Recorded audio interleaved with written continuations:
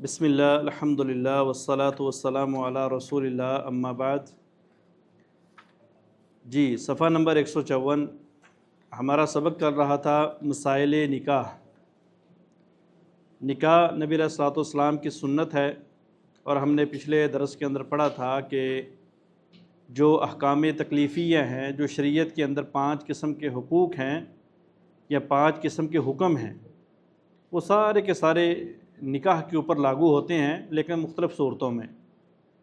ہم نے پڑھا تھا کہ کس صورت میں نکاح کرنا واجب ہے، کس صورت میں نکاح کرنا سنت ہے، کس صورت میں نکاح کرنا حرام ہے، کس صورتوں میں جو ہے نا وہ نکاح کرنا مباح ہے، اور کس صورت میں نکاح کرنا مکروہ ہے۔ تو المہم نکاح کے مسائل میں سے سب سے پہلے ہم نے پڑھا تھا شروط نکاح، اور ہم نے پڑھا تھا کہ نکاح کی 4 شرطیں ہیں۔ نکاح کی 4 شرطیں ہیں۔ سب سے پہلے لڑکے لڑکی کا آپس میں راضی ہونا، لڑکے اور لڑکی کا آپس میں راضی ہونا۔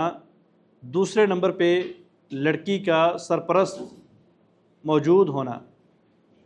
تیسرے نمبر پہ گواہوں کی موجودگی، اور چوتھے نمبر پہ حق مہر کا مقرر ہونا۔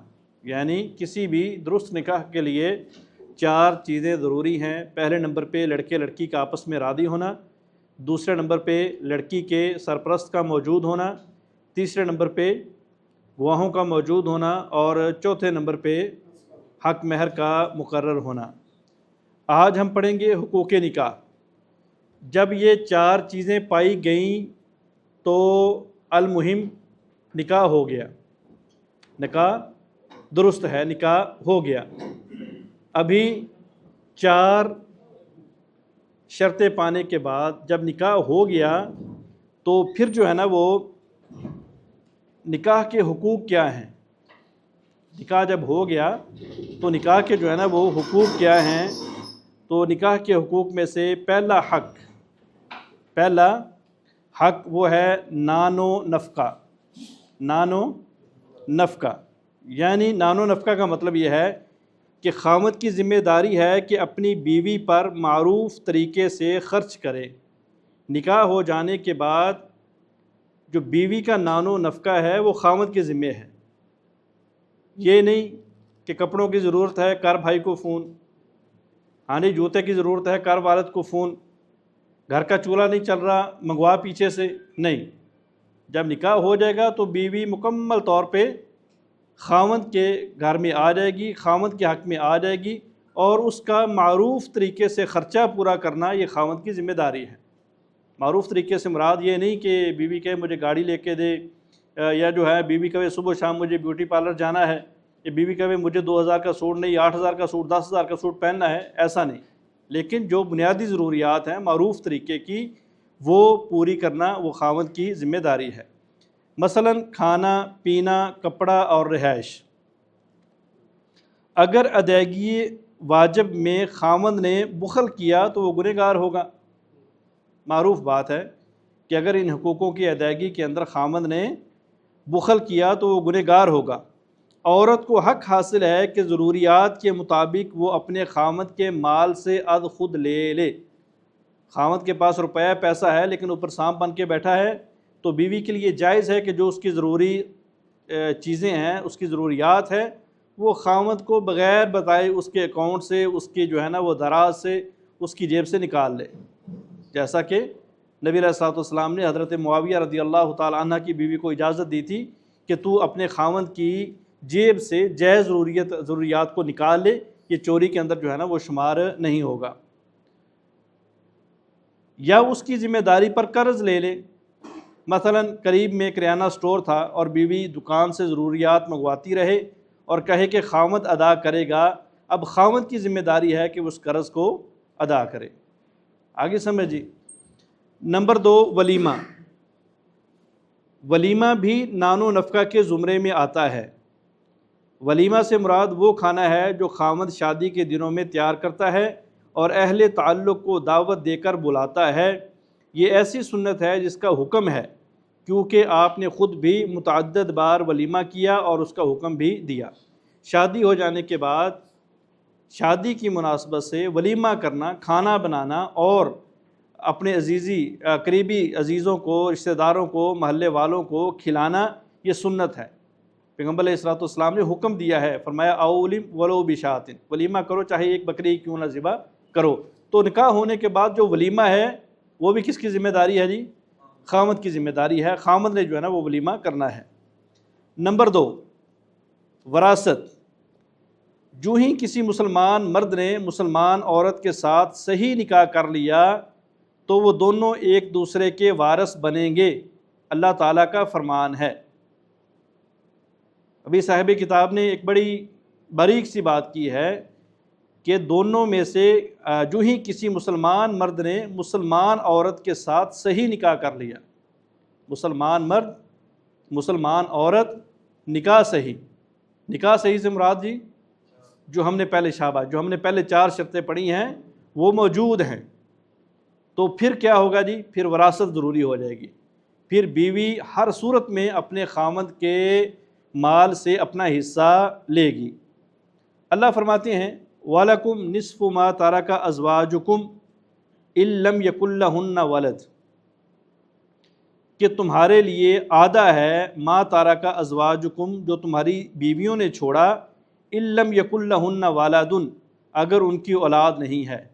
میاں بیوی کی، لڑکی لڑکے کی شادی ہوئی، ٹھیک ہے نا جی، لڑکی فوت ہو گئی اور لڑکی کی اولاد نہیں تھی تو خامد کو اپنی بیوی کا آدھا ملے گا، جتنی بھی وراثت ہوگی اس لڑکی کے نام کے اوپر خامد کو جو ہے نا وہ نصف ملے گی، آدھا حصہ ملے گا۔ فَإِن كَانَ لَهُنَّ وَلَدٌ فَلَكُمُ الرُّبُعُ مِمَّا تَرَكْنَا مِن بَعْدِ وَصِيَّةٍ يُوصِينَ بِهَا أَوْ دَيْنٍ، اور اللہ فرماتے ہیں کہ اگر ان لڑکیوں کی، اگر بیویوں کی اولاد تھی، مطلب آپ صاحب اولاد ہیں، تو پھر آپ کو اس عورت کی وراثت کا چوتھا حصہ ملے گا۔ کب ملے گا؟ من بعد وصیۃ، وصیت پوری کر لینے کے بعد اور قرضہ دے دینے کے بعد، ٹھیک ہے جی۔ آگے وَلَهُنَّ الرُّبُعُ مِمَّا تَرَكْتُمْ، اگر خامد فوت ہو گیا تو اللہ فرماتے ہیں کہ بیویوں کو خامد کی کل جائیداد کا چوتھا حصہ ملے گا، إِن لَّمْ يَكُن لَّهُنَّ وَلَدٌ، اگر اس خامد کی اولاد نہیں ہے۔ فَإِن كَانَ لَكُمْ وَلَدٌ، اور اگر خامد کی اولاد ہے، تمہاری اولاد ہے، فَلَهُنُّ الثُّمُنُ مِمَّا تَرَكْتُمْ، تو پھر بیویوں کو 8واں حصہ ملے گا، من بعد وصیۃ توصون بها أو دین، وصیت کو پورا کر لینے کے بعد اور قرض کو ادا کر لینے کے بعد۔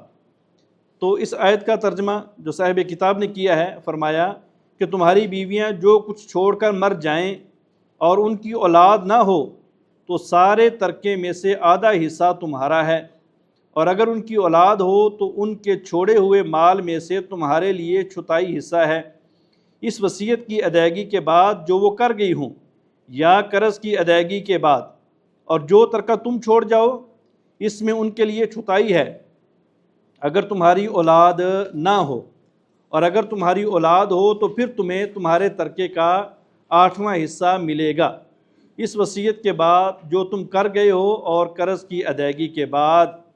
صورت مسئلہ میں اس سے فرق نہیں پڑے گا کہ تم نے اس عورت سے جمع کیا ہے یا نہیں۔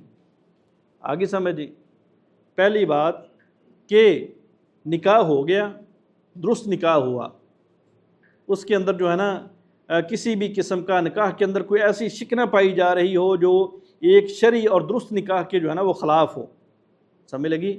اگر میاں بیوی کا درست نکاح سنت کے مطابق ہو گیا تو سب سے پہلے تو خاوند بیوی کا مکمل خرچہ اٹھائے گا، اور اس خرچے کے اندر ولیمہ بھی شامل ہے جو کہ ایک شادی کا اعلان ہے، وہ بھی خاوند کرے گا۔ دوسرے نمبر پہ بیوی خاوند کی اور خاوند بیوی کی وراثت کا حقدار بن جائے گا، ٹھیک ہے جی۔ تو جو آیت اللہ تعالیٰ نے میاں بیوی کی وراثت کے حوالے سے بیان کی، سادہ سے الفاظ میں بیان کر دیتے ہیں ایک مرتبہ پھر، کہ اگر بیوی فوت ہو گئی اور اولاد نہیں ہے تو خاوند کو کتنا ملے گا جی؟ آدھا ملے گا، خاوند کو آدھا ملے گا، اور اگر بیوی فوت ہو گئی اولاد ہے تو پھر خاوند کو کتنا ملے گا؟ چوتھا حصہ ملے گا۔ لیکن یہ وراثت، یہ حصہ تب نکالا جائے گا اگر اس بیوی نے کوئی وصیت کر رکھی ہے، پہلے وہ وصیت پوری کی جائے گی، اگر اس کے ذمے قرضہ ہے وہ قرضہ ادا کیا جائے گا، ٹھیک ہے نا جی۔ یہ ویسے کوئی بھی آدمی کسی بھی طریقے سے کوئی بھی فوت ہو جائے تو وراثت تقسیم کرنے سے پہلے سب سے پہلے اس کی تدفین تکفین کا خرچہ جو ہے نا، خیریت ہے، کہاں سے آواز آ رہی ہے؟ اچھا، تو سب سے پہلے جو ہے نا وہ اس کیا ہے جی، تدفین تکفین کا جو ہے نا وہ خرچہ نکالا جائے گا، اس کے بعد اس کا قرض ادا کیا جائے گا، اس کے بعد اس کی وصیت پوری کی جائے گی، اور اس کے بعد پھر اس کی وراثت کو جو ہے نا وہ تقسیم کیا جائے گا۔ تو بیوی کی وراثت تقسیم کر لینے کے بعد بیوی کا قرضہ اور بیوی کی وصیت پوری کر لینے کے بعد جو ہے نا وہ اگر تو اولاد ہے تو خاوند کو 1/4 ملے گا، اگر اولاد نہیں تو خاوند کو 1/2 ملے گا۔ اسی طرح بیوی زندہ ہے، خاوند فوت ہو گیا، اگر تو اولاد ہے تو پھر بیوی کو 1/4 ملے گا، اگر اولاد نہیں ہے تو بیوی کو 1/4 ملے گا، اگر اولاد ہے تو بیوی کو 1/8 ملے گا، لیکن وصیت اور قرض پورا کر لینے کے بعد۔ تو جب نکاح درست ہو گیا تو دونوں ایک دوسرے کے وارث بن جائیں گے، کوئی بھی سچویشن پیدا ہو جائے وراثت کے حقدار جو ہے نا وہ ہو گئے۔ نکاح کی سنتیں اور آداب، نکاح کی سنتیں اور آداب یعنی وہ کون سے کام ہیں جو نکاح میں کرنے چاہیے، نکاح کے وقت کرنے چاہیے، نکاح کے بعد کرنے چاہیے۔ تو نمبر 1 کہ نکاح کا اعلان کرنا مسنون ہے۔ یار اس کو بند ہی کر دینا۔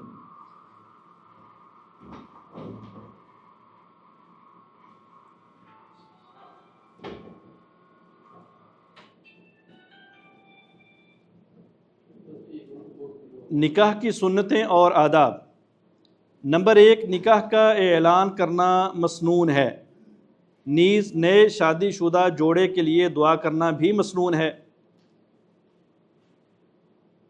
ابو داؤد کی روایت ہے کہ خاوند یا بیوی سے یوں کہا جائے، نمبر 1 کہ ایک تو نکاح کا شادی کا اعلان کرنا سنت ہے۔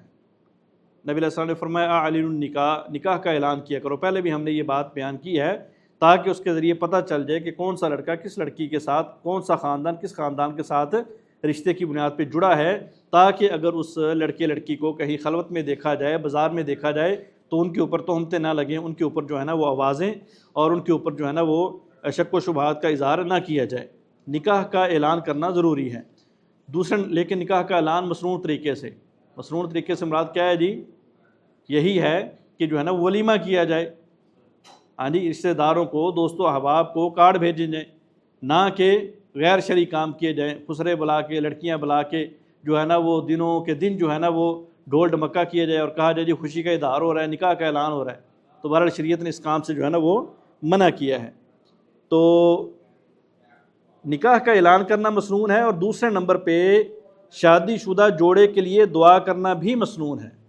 شادی شدہ جوڑے کے لیے دعا کرنا بھی مسنون ہے۔ دعا کون سی ہے؟ لڑکے کو اور لڑکیاں لڑکی کو یہ دعا کہیں، بارک اللہ لک و بارک علیک و جمع بینکما فی خیر۔ ترجمہ اس کا یہ ہے کہ اللہ تعالیٰ اس نکاح کو تیرے لیے برکت بنا دے اور تمہیں برکت سے نواز دے اور تم دونوں کو خیر و سلامتی کے ساتھ جمع کر دے۔ یہ دعا مسنون ہے، حدیث ہے، ان الفاظ کے ساتھ جو ہے نا وہ کسی کو دعا دینا۔ ویسے تو مثال کے طور پہ عید آتی ہے، ہم کہتے ہیں جی عید مبارک، اگلا آدمی کہتا ہے خیر مبارک، ہاں جی عیدکم مبارک عربی میں کہا جاتا ہے، ٹھیک ہے، لیکن مسنون دعا کون سی ہے؟ ہاں جی مسنون دعا کون سی ہے جی؟ عید کے موقع پہ تقبل اللہ منا ومنکم صالح الاعمال، ٹھیک ہے۔ اسی طرح نکاح کے موقع پہ بھی کوئی الفاظ بھی کہے جا سکتے ہیں، لیکن اگر مسنون الفاظ یاد کر لیے جائیں حدیث کی روشنی میں، پیغمبر علیہ الصلوۃ والسلام کے بتائے ہوئے الفاظ، تو اس میں زیادہ خیر ہے، اس میں جو ہے نا وہ زیادہ برکت ہے۔ نمبر 2 دوسری سنت، جب بھی وہ جمع کرنا چاہیں تو یہ مسنون دعا پڑھیں۔ میاں بیوی جب بھی خلوت اختیار کرنا چاہیں، حق زوجیت ادا کرنا چاہیں تو یہ دعا پڑھیں، بسم اللہ اللہم جنبنی الشیطان وجنب الشیطان ما رزقتنا، یعنی بسم اللہ، شروع اللہ کے نام کے ساتھ، نیکی کا کام ہے، کوئی بے حیائی کا، ہاں جی، یا کوئی جو ہے نا اللہ معاف کرے گناہ کا کام تو ہے نہیں، تو بسم اللہ، اللہ کے نام کے ساتھ، اے اللہ ہم کو شیطان سے دور رکھ اور ہماری اولاد کو بھی شیطان سے دور رکھ۔ اے اللہ اولاد کے حصول کے لیے یہ عمل کرنے جا رہے ہیں، اللہ تو ہمیں رزق اولاد دے تو اس کو شیطان سے دور رکھنا۔ شیطان ہمارا بھی دشمن ہے، ہماری اولاد کا بھی دشمن ہے، لہٰذا دوران حق زوجیت بھی کوئی ایسا کام نہ ہو جس سے تو ناراض ہو جائے، شیطان راضی ہو جائے، اور پھر اس کے نتیجے میں ملنے والی اولاد کو بھی شیطان سے دور رکھ۔ یہ دعا پڑھنا بھی سنت ہے۔ نمبر 3، میاں بیوی دونوں پر حرام ہے کہ باہمی مخصوص باتوں کو دوسروں پر ظاہر کریں۔ آگے سمجھیں، یہ ہم نے پہلے بھی بات کی ہے۔ نبی علیہ الصلوۃ والسلام نے فرمایا مخلوق کے بدترین انسان وہ ہیں جو اپنی راز کی باتیں میاں بیوی آپس میں حق کے زوجیت ادا کرنے کے بعد اس پرسنل معاملے کو لوگوں کے ساتھ شیئر کرتے ہیں۔ آج بطور فخر بتایا جاتا ہے میرا خاوند ایسا، میری بیوی ایسی، میرے خاوند کے اعضاء ایسے، میری بیوی کے اعضاء ایسے، اس کا چلنا ایسا، اس کا پھرنا ایسا، ہم ایسے ملے، ہم نے یوں کر دیا، کڑاکے نکال دیے، پسینے آ گئے، اے سی بند۔ یہ ساری کی ساری جو ہے نا وہ بے غیرتی ہے، اور یہ ہمارے معاشرے کے اندر بہت زیادہ ہے، بطور فخر بتایا جاتا ہے۔ نمبر 4، حالت حیض اور حالت نفاس میں خواہ خون بند ہو چکا ہو لیکن ابھی تک غسل نہ کیا ہو، مرد کا بیوی کے ساتھ جماع کرنا حرام ہے۔ ٹھیک ہے جی، حالت حیض جو عورت کو ماہانہ پیریڈز آتے ہیں، 5 دن، 6 دن، 7 دن، 8 دن طبیعت کے مطابق، ان دنوں میں جب خون آ رہا ہو بالخصوص، اور خون کے رک جانے کے بعد جب تک اس عورت نے غسل نہیں کیا، اس سے جماع کرنا حرام ہے، جماع کرنا۔ ٹھیک ہے جی، اور اسی طرح حالت نفاس، حالت نفاس کہتے ہیں وہ خون جو بیوی کو بچہ جننے کے بعد آتا ہے، جب تک وہ عورت خون سے پاک نہیں ہو جائے گی، چھلا نہیں نہا لے گی، بیوی کے ساتھ جماع نہیں کیا جائے گا، جماع نہیں کیا جائے گا۔ جماع سے مراد ہے کہ اپنی شرمگاہ کو بیوی کی شرمگاہ کے ساتھ ٹچ نہیں کیا جائے گا، داخل نہیں کیا جائے گا۔ ہاں اس کے علاوہ اگر کسی طریقے سے انسان بیوی سے فائدہ اٹھاتا ہے تو بہرحال جو ہے نا وہ جائز ہے، لیکن یہ طریقہ جو ایک حق زوجیت کا ہے، ہاں جی معروف طریقہ ہے، اس سے جو ہے نا وہ اجتناب کیا جائے گا، اس سے پرہیز کی جائے گی، بلکہ یہ حرام ہے۔ نمبر 5، خاوند کے لیے حرام ہے کہ اپنی بیوی کے پیچھے جماع کرے، اور یہ بڑا گناہ ہے جسے اسلام نے حرام کیا ہے۔ ٹھیک ہے جی، بیوی سے پیچھے سے ملنا یہ بھی حرام ہے۔ نمبر 6، خاوند کے لیے واجب ہے کہ جماع کرنے میں اپنی بیوی کا حق ادا کرے۔ آگے سمجھیں، شرم کی بات نہیں، مسئلہ یہ ہے کہ خاوند بیوی سے ملتا ہے تو جس طرح خاوند کا دل کرتا ہے کہ میں تلذذ حاصل کروں، میں اپنے جسم کو سکون پہنچاؤں، تو اس کا یہ بھی حق ہے کہ وہ بیوی کو بھی سکون پہنچائے۔ یہ نہیں کہ میں تو گیا خلاص تو جان تیرا کام جانے، نہیں، یہ خاوند کے ذمے ہے، خاوند کا حق ہے، خاوند کے اوپر واجب ہے، جو بھی کرے، جو بھی طریقہ استعمال کرے، جیسے بھی اپنے آپ کے اوپر کنٹرول کرے، بیوی کو سکون کے اندر، تلذذ کے اندر شامل کرنا یہ خاوند کی ذمہ داری ہے۔ اگر آپ اپنی ذمہ داری، اپنا حق لے کے چلے گئے، بیوی کا حق کون ادا کرے گا؟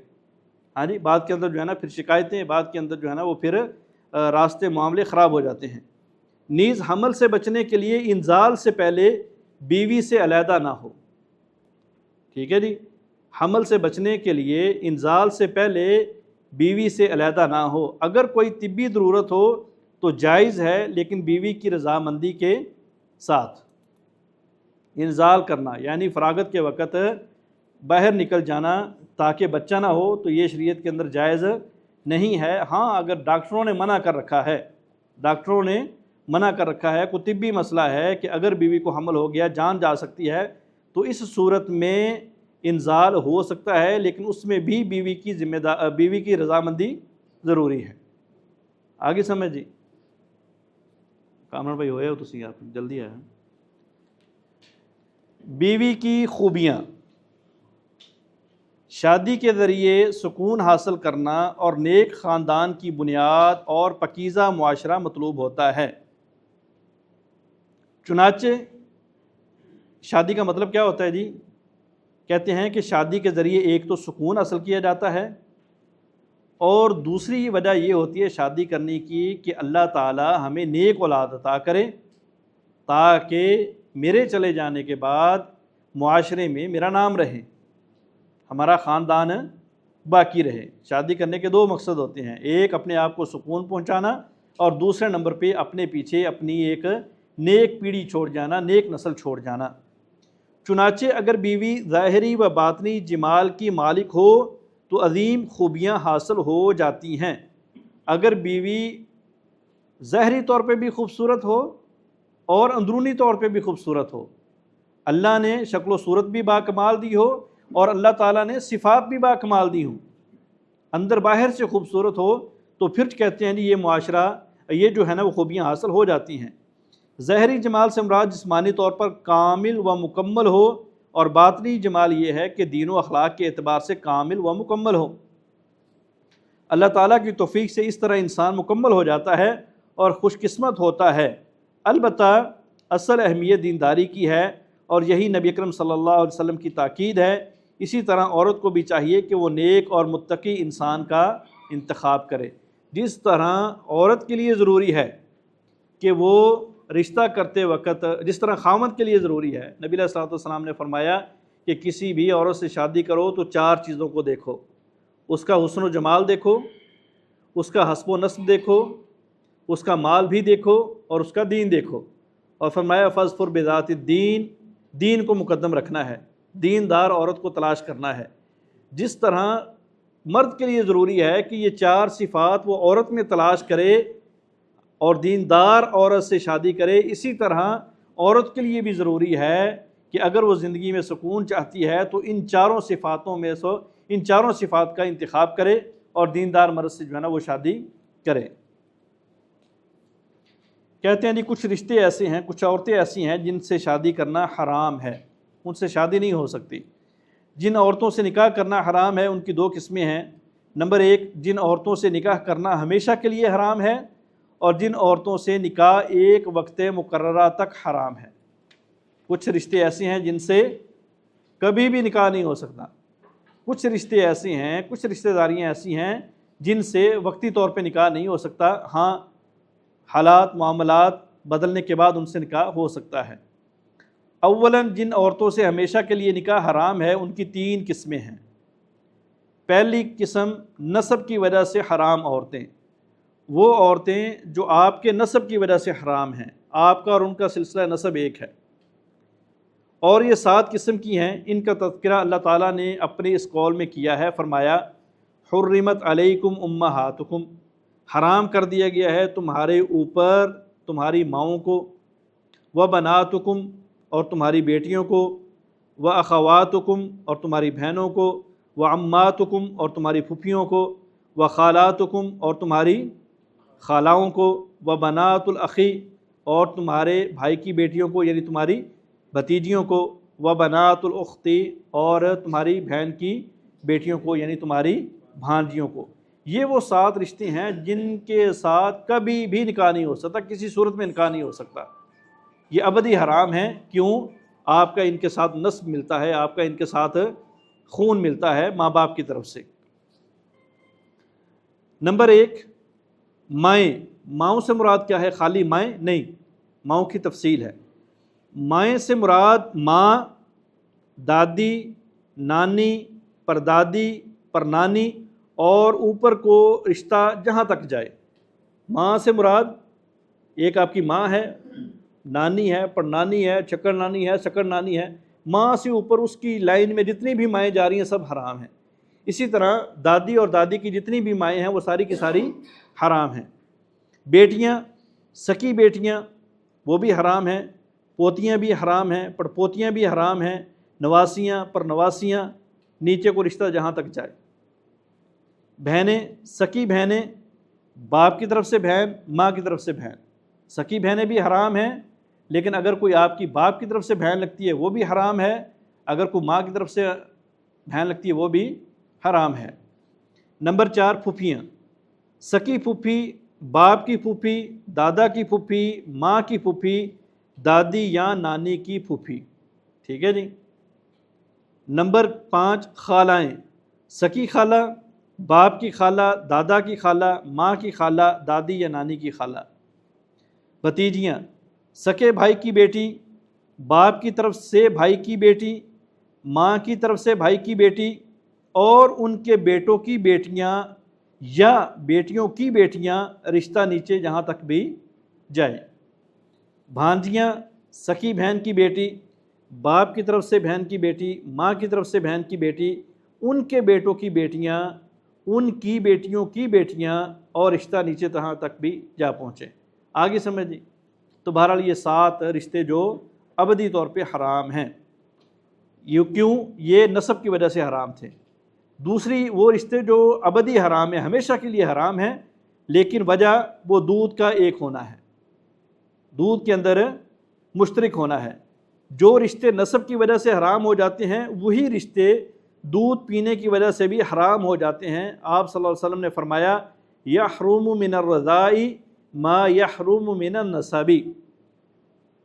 جس طرح آپ کے سکے بھائی کی اولاد آپ کے اوپر حرام ہے نا جی، اسی طرح وہ بھائی یا وہ بہن جو آپ کے ساتھ دودھ پینے میں مشترک ہے وہ بھی حرام ہے اور اس کی اولاد بھی آپ کے اوپر حرام ہے۔ جو رشتے نسب کی وجہ سے حرام ہو جاتے ہیں وہی رشتے دودھ پینے کی وجہ سے بھی حرام ہو جاتے ہیں۔ جس طرح نسب والی ماں حرام ہے، اسی طرح دودھ پلانے والی ماں بھی حرام ہے۔ جس طرح نسب والی دادی نانی حرام ہے، اسی طرح دودھ پلانے والی جو آپ کی دادی نانی بنتی ہے وہ بھی حرام ہے۔ آگے، جس طرح نسب والی بھتیجیاں بھانجیاں حرام ہیں، اسی طرح جو آپ کی بھانجیاں بھتیجیاں رضاعت کی وجہ سے بنتی ہیں، دودھ پینے کی وجہ سے بنتی ہیں، وہ بھی حرام ہیں۔ البتہ جس رضاعت سے حرمت ثابت ہوتی ہے اس کی چند شروط ہیں۔ یعنی رضاعت کب ثابت ہوگی، کب رضائی بہن بھائی بنیں گے؟ کہتے ہیں چند شروط ہیں۔ پہلی شرط کہ بچے نے ماں کا 5 یا 5 سے زیادہ مرتبہ دودھ پیا ہو۔ اگر بچے نے عورت کا 4 مرتبہ دودھ پیا ہو تو یہ عورت اس بچے کی رضائی ماں نہیں کہلائے گی۔ نمبر 2، یہ کہ بچے نے عورت کا دودھ عمر فطام سے پہلے لیا ہو۔ فطام سے مراد ہے کہ دودھ چھڑانے کی عمر جو کہ زیادہ سے زیادہ 2 سال ہوتی ہے، اور یہ بھی شرط ہے کہ 5 دفعہ اس نے عمر فطام سے پہلے پیا ہو۔ اگر بچے نے عورت کا دودھ عمر فطام کے بعد پیا یا کچھ بار عمر فطام سے پہلے اور کچھ بار عمر فطام کے بعد، تب بھی یہ عورت اس بچے کی ماں نہیں کہلائے گی۔ ٹھیک ہو گیا جی۔ رضائی بہن بھائی کب بنتے ہیں؟ کہتے ہیں 2 شرطیں ہیں۔ پہلی شرط تو یہ ہے کہ بچے نے اس عورت کا 5 مرتبہ دودھ پیا ہو۔ کتنی مرتبہ جی؟ 5 مرتبہ۔ اور دوسرے نمبر پہ دودھ عمر فطام کے اندر پیا ہو، یعنی 2 سال سے پہلے 2 سال سے پہلے اس عمر میں جس عمر میں بچے کے لیے دودھ ضروری ہے اور جس عمر میں دودھ بچے کی خوراک لازمی طور پہ بنتی ہے، اس عمر میں پیا ہو تو تب جا کے جو ہے نا وہ رضاعت ثابت ہوتی ہے۔ اگر 5 مرتبہ سے کم دودھ پیا ہے تب بھی رضاعت ثابت نہیں ہوگی، اور اگر 2 سال کے بعد دودھ پیا ہے تو تب بھی رضاعت ثابت نہیں ہوگی۔ اگرچہ یہ مسئلہ اختلافی ہے، اس کے اندر لمبی چوڑی بات ہے، لیکن 2 چیزیں جو موٹی موٹی ہیں وہ آپ کے سامنے بیان کر دی گئی ہیں۔ کہتے ہیں جب رضاعت کی شرطیں پوری ہو گئیں، یہ بچہ اس عورت کا بیٹا بن گیا اور اس عورت کے بچے اس کے بہن بھائی بن گئے، چاہے یہ بچے اس سے پہلے تھے یا بعد میں آئے، اور اس عورت کے لبن والے خاوند کے بیٹے بیٹیاں اس بچے کے بہن بھائی ہو گئے۔ لبن والے سے مراد کیا ہے؟ نیچے صاحب کتاب نے اس کی وضاحت کی ہے۔ لبن والا خاوند ایک فقہی اصطلاح ہے جس سے مراد عورت کا وہ خاوند ہوتا ہے جس کے جماع کے بعد اس عورت کو حمل ہوا اور بچے جننے کے بعد سینے میں دودھ اترا۔ اسی طرح یہ دودھ پیتا بچہ اس خاوند کا بیٹا شمار ہوگا جس کے جماع سے اس رضائی ماں کو حمل ہو، پھر بچہ پیدا ہوا اور دودھ اترا اور اس دودھ سے رضائی بچے نے غذا حاصل کی۔ آگے سمجھ آئی نہیں آئی؟ کہتے ہیں جی کہ جب بچے نے ماں کا دودھ پی لیا تو اس عورت کے جتنے بھی بچے ہیں، جس عورت کے جتنے بھی بچے ہیں وہ سارے کے سارے اس کے بہن بھائی بن گئے۔ ابھی وہ اس کے اوپر جو ہے نا وہ حرام ہو گئے۔ چاہے یہ بچے اس سے پہلے تھے یا بعد میں، چاہے بچے کے دودھ پینے سے پہلے جو بڑے تھے وہ بھی بہن بھائی، جو بعد میں پیدا ہوئے وہ بھی بہن بھائی ہو گئے، اور اس عورت کے لبن والے خامند کے بیٹے بیٹیاں اس بچے کے بہن بھائی ہو گئے۔ کہتے ہیں کہ اس جو خامند تھا نا، جب بچے نے دودھ پیا اس عورت کا، تو اس کے تو جو بہن بھائی تھے وہ تو حرام ہی ہیں۔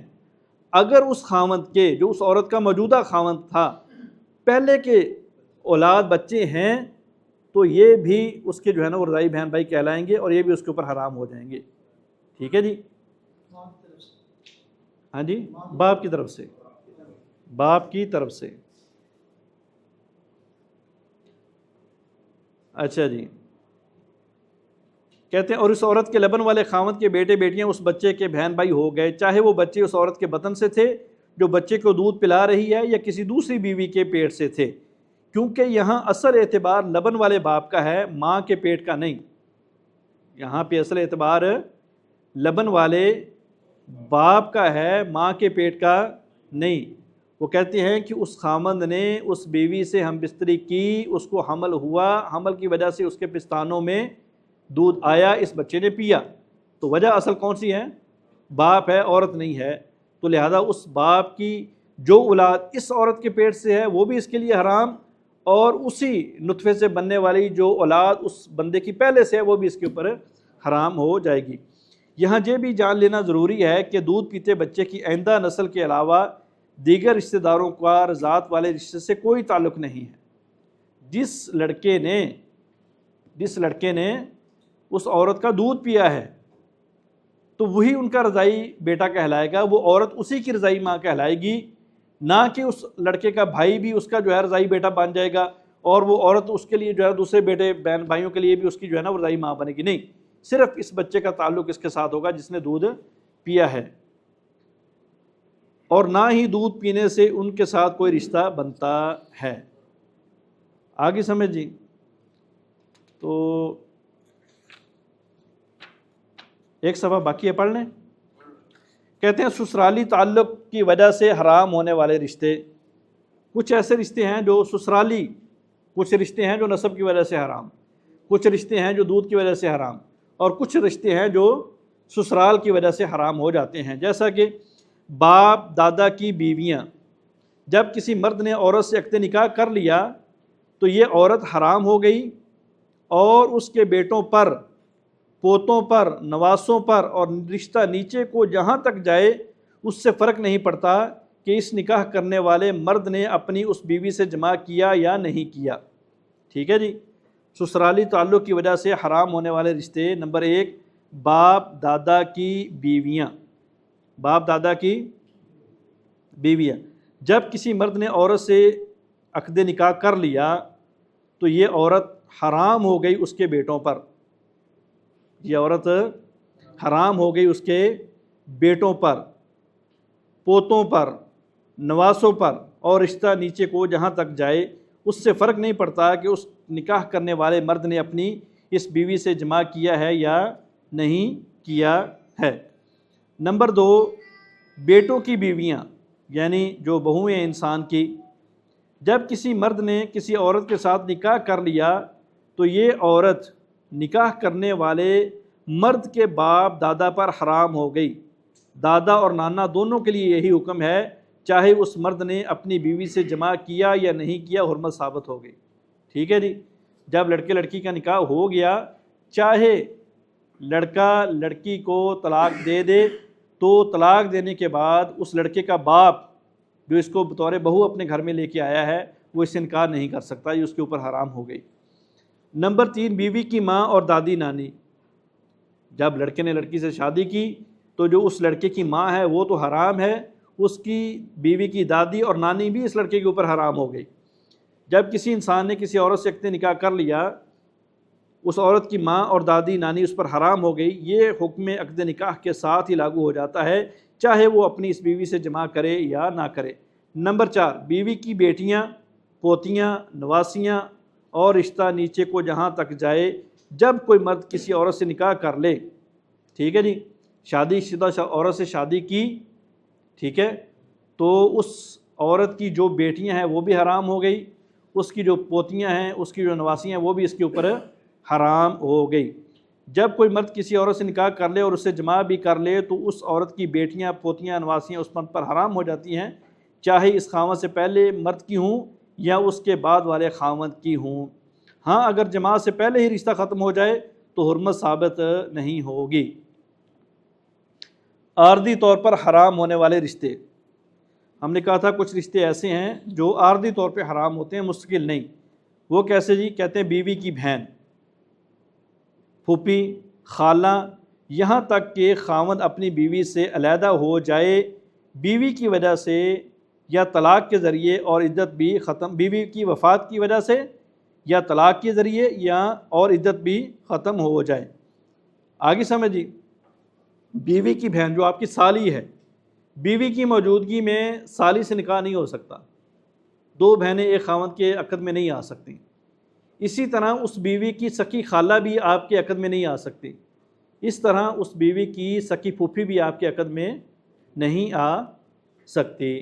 ہاں اگر بیوی فوت ہو جائے، جب تک بیوی ہے یہ رشتے حرام ہیں۔ بیوی فوت ہو جائے یا آپ بیوی کو طلاق دے دیں تو عدت گزرنے کے بعد آپ اس کی بہن سے، اس کی پھوپھی سے، اس کی خالہ سے شادی کر سکتے ہیں۔ کہتے ہیں نمبر 1 بیوی کی بہن، نیچے اس نے تشریح کی ہے، اس سے مراد بیوی کی ہر وہ رشتہ دار خاتون ہے کہ اگر ان دونوں میں سے کسی ایک کو مرد مان لیا جائے تو ان دونوں کا باہمی نکاح جائز نہ ہو، گویا کہ ان کے درمیان محرم کا رشتہ ہو، لہذا ان دونوں خواتین کو ایک مرد کے نکاح میں بیک وقت نہیں دیا جا سکتا۔ موٹا سا اصول ہے، کہتے ہیں جی اگر آپ نے 2 عورتوں سے شادی کرنی ہے تو جو ان 2 عورتوں کا رشتہ ہے نا اس کو آپس میں ملا کے دیکھو، اگر تو ان کا آپس میں نکاح ہو جاتا ہے تو آپ کے نکاح میں آ جائیں گی، اگر ان کا آپس میں نکاح نہیں ہوتا تو آپ کے نکاح میں نہیں آئیں گی۔ مثال کے طور پہ کہتا ہے جی آپ نے شادی کی، آپ کی بیوی ہے، آپ سالی سے شادی کرنا چاہتے ہیں، ابھی آپ اپنی بیوی کو مرد بناؤ اور اپنی سالی کو لڑکی بناؤ اور ان کا آپس میں نکاح کرو، نکاح ہوگا؟ نہیں ہوگا، وہ بہن بھائی کہلائیں گے آپس میں، لہذا یہ آپ کے نکاح میں نہیں آ سکتی۔ اسی طرح بیوی آپ کے پاس آلریڈی ہے، آپ اس کی پھوپھی سے شادی کرنا چاہتے ہیں، آپ ان میں سے ایک کو مرد بناؤ، ایک کو عورت بناؤ، بیوی کو مرد بنا لو جی اور پھوپھی کو جو ہے وہ عورت بنا لو، ان کا آپس میں رشتہ ہوگا؟ نہیں ہوگا، وہ آپس کے اندر بھتیجا پھوپھی کہلائیں گے، آپ کے نکاح میں نہیں آ سکتے۔ اسی طرح جو ہے نا خالہ ہے آپ کی بیوی کی، ٹھیک ہے، تو وہ بھی آپس کے اندر جو ہے نا وہ خالہ بھانجا کہلائیں گے، آپ کے نکاح میں نہیں آ سکتے۔ تو لہذا یہ رشتے جب تک بیوی زندہ ہے تب تک آپ کے نکاح میں نہیں آ سکتے۔ نمبر 2، دوسرے کی عدت گزارنے والی، یعنی وہ عورت جو طلاق، وفات، خلا، فسخ نکاح کی وجہ سے عدت گزار رہی ہو تو اس عورت کے ساتھ بھی نکاح کرنا صحیح نہیں ہے جہاں تک کہ عدت ختم ہو جائے۔ عدت ختم ہونے تک پیغام نکاح دینا بھی جائز نہیں ہے۔ عورت کسی بھی اعتبار سے عدت گزار رہی ہے، چاہے خاوند کی فوتگی کی عدت گزار رہی ہے، چاہے طلاق کی عدت گزار رہی ہے، چاہے خلا کی عدت گزار رہی ہے، تو دوران عدت اس سے نکاح نہیں ہو سکتا، دوران عدت اس سے نکاح کرنا حرام ہے، نکاح بھی نہیں ہو سکتا اور اس عورت کو نکاح کا پیغام بھی نہیں بھیجا جا سکتا۔ نمبر 3، حج یا عمرے کا احرام باندھنے والی عورت احرام سے مکمل طور پر فارغ ہونے تک اس عورت سے نکاح کرنا حتیٰ کہ پیغام نکاح دینا بھی جائز نہیں ہے۔ عورت عمرے کے لیے گئی ہے، ابھی اس نے عمرہ مکمل نہیں کیا تو اس سے نکاح نہیں ہو سکتا۔ عورت نے حج کا احرام باندھ لیا ہے، حج کی نیت کر لی ہے تو اس سے نکاح بھی نہیں ہو سکتا اور اس کو پیغام نکاح بھی نہیں بھیجا جا سکتا حتیٰ کہ وہ کیا کر لے جی، اپنے عمرے سے یا اپنے حج سے مکمل طور پر فارغ نہ ہو جائے۔ امید ہے کہ انشاءاللہ آج کے سبق کی سمجھ آئی ہوگی۔ اگر کسی بھائی کا کچھ سوال ہے تو